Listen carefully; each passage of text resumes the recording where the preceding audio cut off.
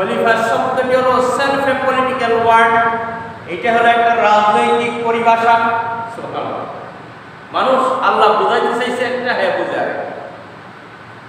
আল্লাহ বলেছেন আমি পৃথিবীতে আমার প্রতিনিধি বানাতে চাই, তার মানে সে আমার রিপ্রেজেন্টেটিভ, আমি যা বলবো সে তাই করবে, এমন একটা জাতি আমি পৃথিবীতে বানাতে চাই। তোমরা কি করো?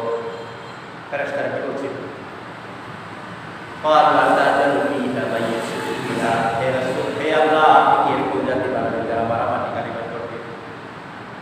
আপনি তসবির জন্য কেন বানাবেন? আমরা তো তসবি, আপনাদের তসবির লাগি বানাবেন, আমি তো আপনাদের তসবি করি। এ কথা কে বলছেন? ফেরেশতারা। যে আল্লাহ সেজদাও করি, আপনাকে তসবিও দিই, আপনার 24 ঘন্টা আমরা আপনার তসবি তাহলিল করি, আবার মানুষ বানাতে চান কেন? এটা কে বলছেন? ফেরেশতারা। কিন্তু আল্লাহ বলেছেন ইন্নী আ'লামু মা লা তা'লামুন, আমি যা জানি তোমরা তা জানো না। আমি তো বলছি না যে তসবিহ করবে এমন জাতি বানাবো, এই কথা তো আমি বলি নাই। যারা খালি সেজদা করবে এমন জাতি মানে সে কথা তো বলি নাই। আল্লাহ বলছে কি ইন্নী জা'ইলুন ফিল আরদি খলিফা, আমি প্রতিনিধি বানাবো, আমি এমন জাতি বানাবো যারা আমার রাষ্ট্রকে তারা নেতৃত্ব দিবে, তারাই হবে রাষ্ট্রের অধিপতি। এমন জাতি বানাবো যারা রাষ্ট্র পরিচালনা করবে, যারা আমার হুকুমটাকে পৃথিবীর বুকে তুলে ধরবে।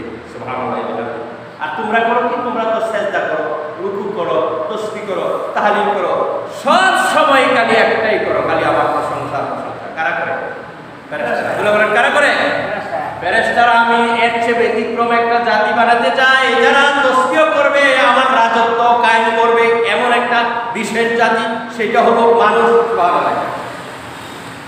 সম্মানিত ভাইরা, এখানে আপনি আমার পরিচয়টা আল্লাহ তুলে ধরেছেন। আপনি ফেরেশতা হবেন সেটা আল্লাহ চান নাই।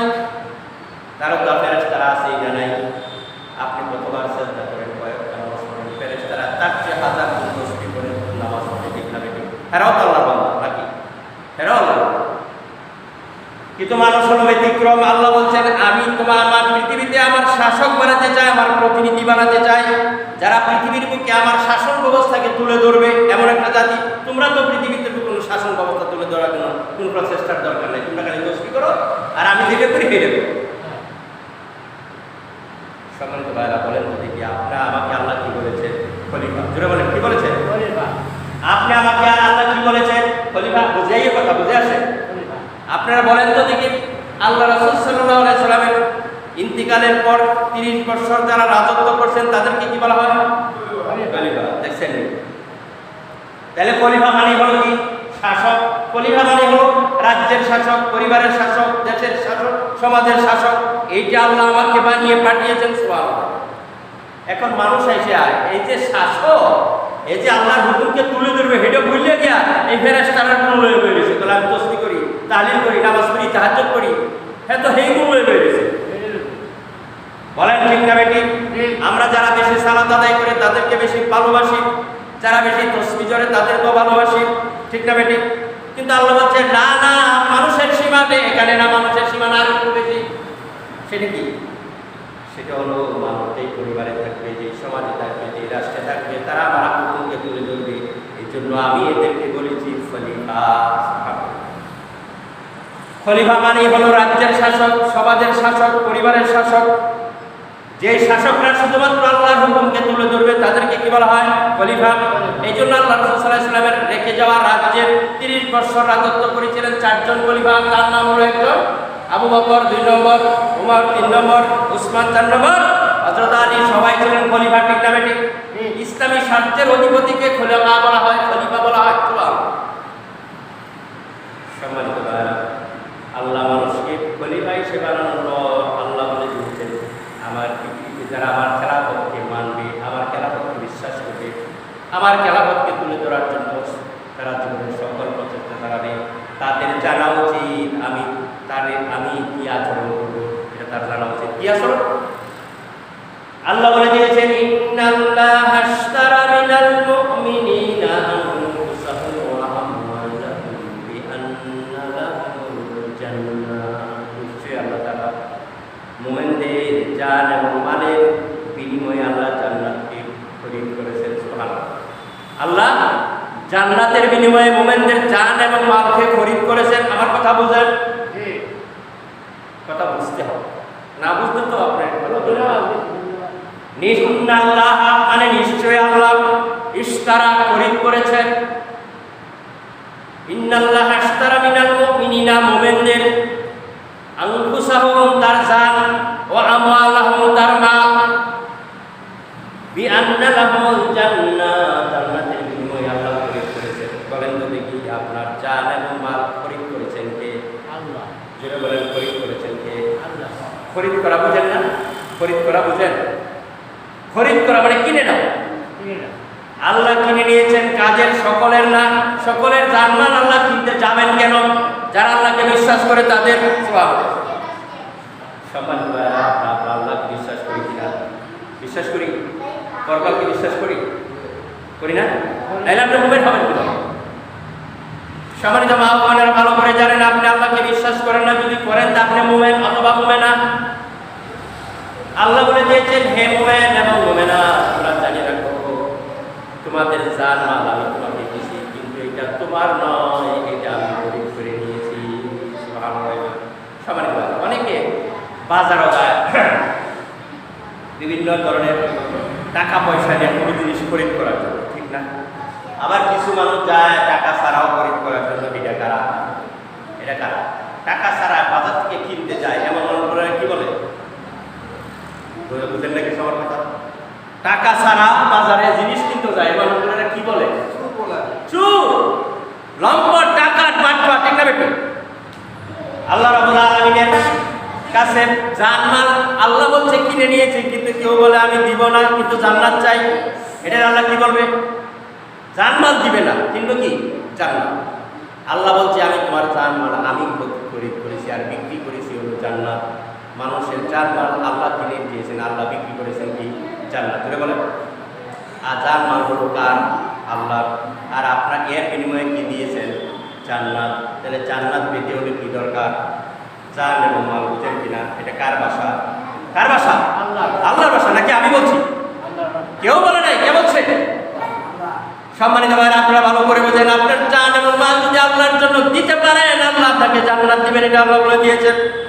আর জান মাল আল্লাহর জন্য নিবেদন করবেন না, উপস্থাপন করবেন না, দিবেন না, আপনি জান্নাত করতে যাবেন, জান্নাত পেতে যাবেন। আল্লাহ আপনাকে বলছে বাট পার এবং সিটার এবং ছুরি বলেন নাউযুবিল্লাহি মিন যালিক। বুঝেন না?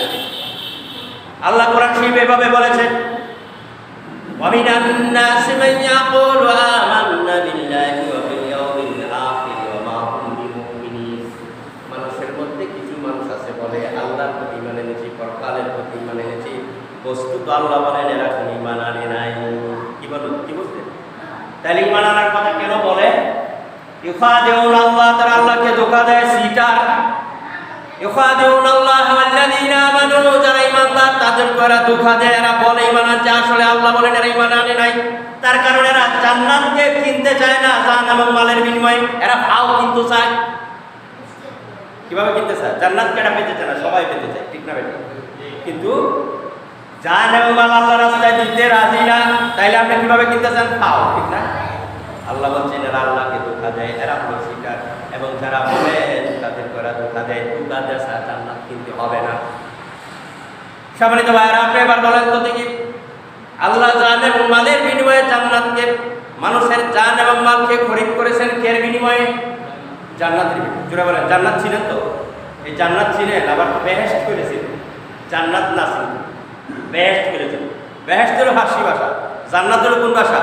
আল্লাহর ভাষা, আরবি ভাষা। কথা বোঝেন তো? আল্লাহ জান এবং মাল কি করেছেন? খরিদ করেছেন। কাদের? কাফেরদের না মুমিনদের? মুমিনদের জান এবং মাল খরিদ করেছেন। আপনারা যদি মুমিন হয়ে থাকেন, আপনাদের জান এবং মাল আল্লাহ খরিদ করে দিয়েছেন এবং বিক্রি করেছেন আপনার কাছে জান্নাত, আপনাকে আল্লাহ জান্নাত দিয়ে দিবে। সুবহানাল্লাহ। সম্মানিত ভাইরা, আপনারা অনেকে মনে করতেন আমি জান মাল দিব না, জান্নাত পেতে যাব, তাইলে আল্লাহর ভাষা আপনি কি ধোঁকাবাজ। বুঝলেন না? বাজারে গেছেন, টিহা নাই, খালি ফসকাইতেন যে একদম মালটা হেমনে ফিরবো লয়ে আয়, হেমনে ফিরবো লয়ে আয়, কার পকেটে টাকা আছে লয়ে আয়, ঠিক না বেটি? এটা কি বলেন? সুর, বাটপার, সিটার। আল্লাহ তাই বলেছেন। পৃথিবীতে কিছু মানুষ আছে ধোঁকা দেয়, এরা শুধু মানুষ ধোঁকা দেয়, কিন্তু আল্লাহর রাজত্ব সে খলিফা এটা মেনে নেয় না। অথচ আল্লাহ বলছে তুমি হলে খলিফা, খলিফার শব্দটাই হলো একটা রাজনৈতিক শব্দ, পলিটিক্যাল ওয়ার্ড, কথা বুঝে। আর মানুষে কয় আমি নামাজ রোজা করে জান্নাতে যেতে চাই, কোনো আমি কিছু দাঁড় দাঁড়ি না, সমাজ দেশ রাষ্ট্রের দাঁড় দাঁড়ি না, আল্লাহর বাসায় কথা বলতে পারছে কিনা? সম্মানিত ভাইরা, আল্লাহ মোমেনদের জানমাল যেহেতু কিনে নিয়েছেন, এইবারে যদি চাই ইসলামের জন্য আপনার জানমাল দিতে যদি আপনি মানে ভোট করেন, তাইলে কি জান্নাত পাবেন? আমাদের কটকাটাই হলো এখানে, আমাদের কটকাটাই হলো এখানে। সব আমরা ঠিক আছে, কিন্তু জান এবং মাল আল্লাহর জন্য দিতে আমরা রাজি। অথচ পৃথিবীতে যত পরিবর্তন হয়েছে দুইটার মাধ্যমে। সম্মানিত ভাইরা, আপনারা বলেন তো দেখি, আল্লাহ রাসূল সাল্লাল্লাহু আলাইহি সাল্লাম যে সংগ্রাম সাধনা করেছেন, যুদ্ধ করেছে, এগুলা এই মাটির উপরে, জমিনের উপরে না, জমিনের আকাশের উপরে? কোনটা? জমিনের উপরে, আকাশের জুড়ে বলেন। জমিনের না অহন করতেছে, রসুল যুদ্ধ অন করতেছে না। এটা একটা সংক্ষিপ্ত, আপনার জীবন যতদিন আছে স্ট্রাগল, যুদ্ধ, তারপরে সংগ্রাম আপনার ততদিনই আছে। সেটা কোন পথে? আল্লাহর পথে। জুড়ে বলেন। সংগ্রাম ছাড়া কিছু হয় না, না হয়। বিগত 5 তারিখে যে পরিবর্তনটা আসলো, এটা যদি বেশি বেশি তসবিহ করছে, নামাজ পড়ছে, ঠিক না?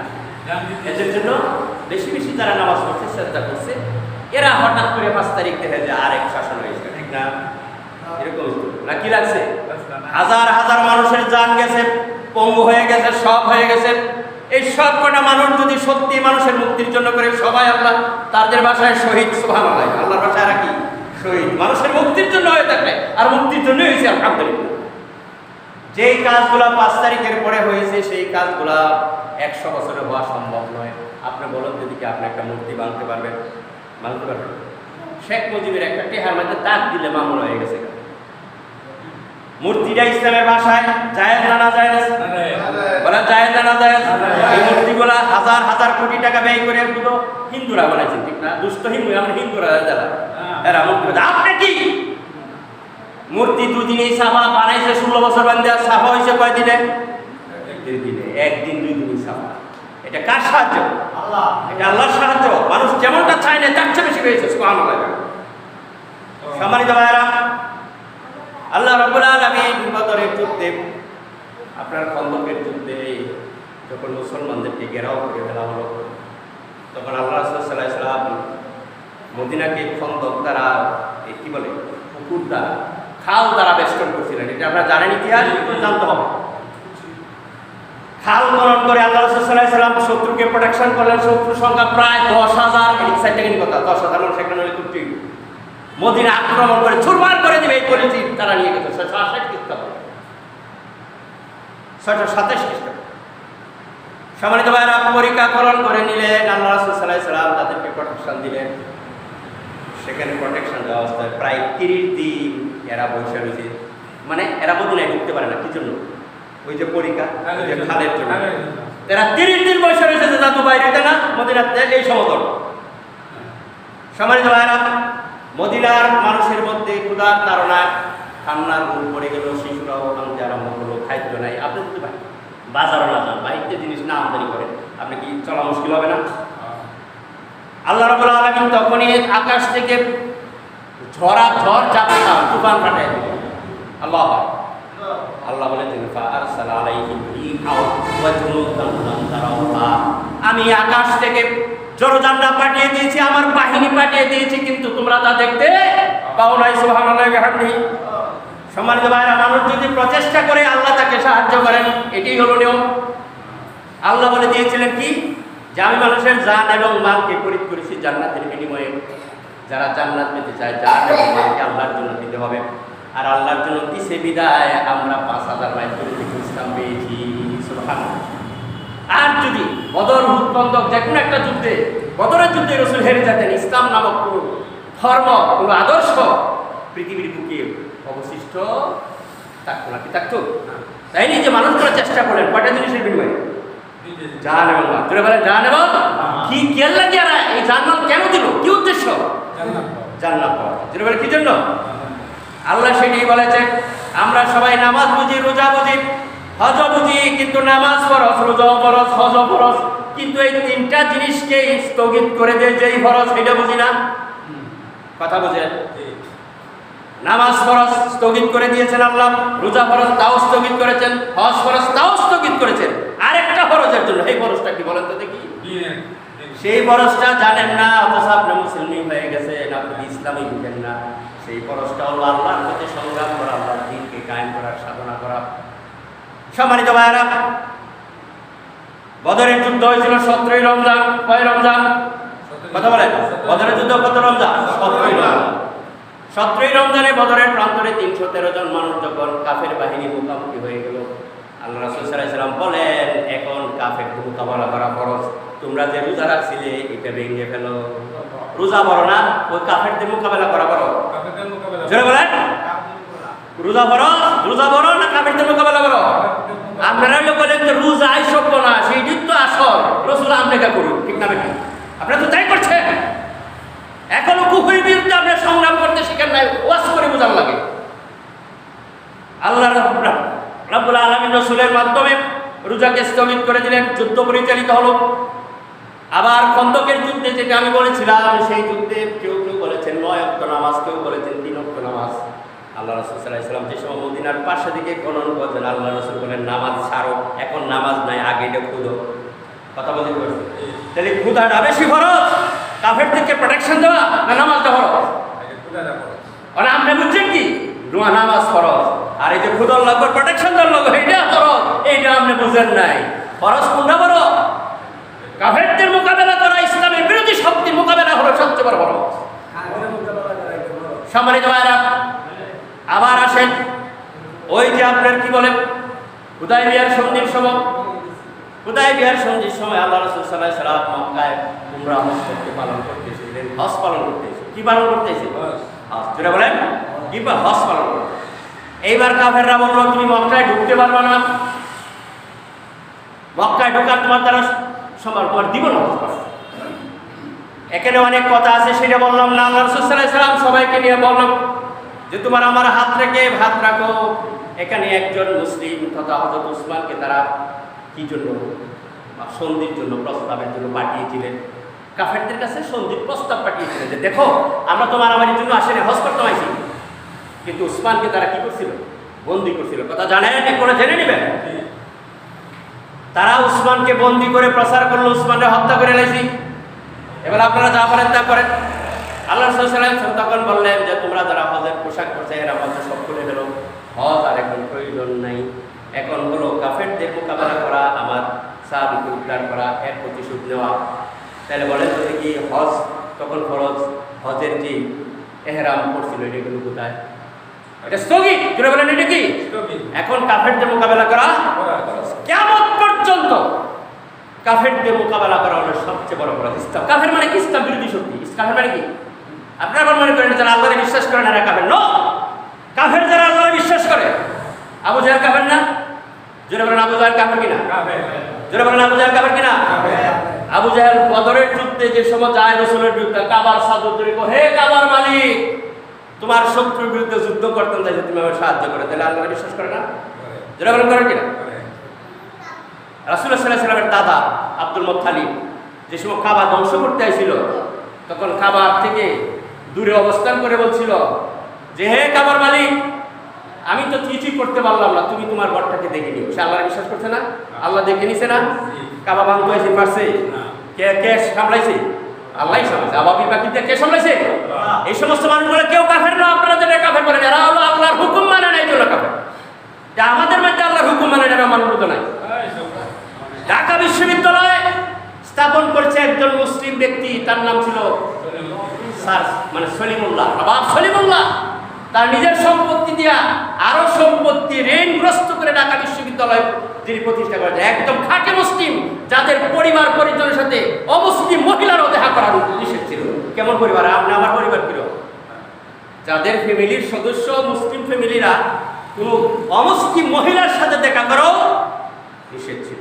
এমন জেনুইন মুসলিম, আর সেই বিশ্ববিদ্যালয়ে কতগুলো কাফের, কতগুলো নাস্তিক আইসা কর্ম, কুরআন তেলাওয়াত চলবে না। তোর বাবা করছেন এটা?